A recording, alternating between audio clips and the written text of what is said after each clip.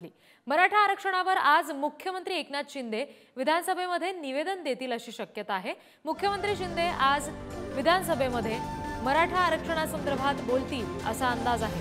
मराठा आरक्षणासंदर्भात शिंदे नेमकं काय भूमिका मांडतात याकडे संपूर्ण राज्याचं लक्ष असेल। आणखी अपडेट्स आपण घेणार आहोत। आमचे प्रतिनिधी जितेंद्र शिंगाडे सध्या आपल्याशी जोडले गेले। जितेंद्र, काय नेमके मुद्दे आजच्या निवेदनामध्ये शिंदे मांडू शकतात?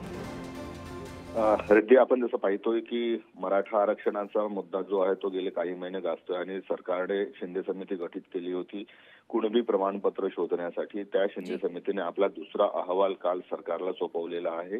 काल संध्याकाळी सीएम आणि उपमुख्यमंत्र्यांच्या उपस्थितीमध्ये तो अहवाल, दुसरा अहवाल जो आहे तो स्वीकारण्यात आला। त्यानंतर संध्याकाळी जी आहे ती मुख्यमंत्र्यांच्या नागपुरातील शासकीय निवासस्थान म्हणजे रामगिरी येथे मराठा आरक्षण संदर्भात नेमलेल्या उपसमितीची बैठक देखील झालेली आहे। त्या देखील तो अहवाल स्वीकारण्यात आलेला आहे। त्यानंतर आता कॅबिनेट होईल आणि कॅबिनेटमध्ये जर तो स्वीकारण्यात आला, आज जर कॅबिनेट झाली सकाळी किंवा तर तो मग मुख्यमंत्री आज सभागृहात निवेदन देतील अशी शक्यता आहे। जर आज कॅबिनेट नाही झाली तर आणि संध्याकाळी झाली तर मग उद्या, किमान उद्या तरी हे मुख्यमंत्री जे आहे ते मराठा आरक्षण संदर्भात निवेदन देतील अशी शक्यता आहे। मात्र त्यापूर्वी जो अहवाल आहे तो उपसमितीने स्वीकारलेला आहे।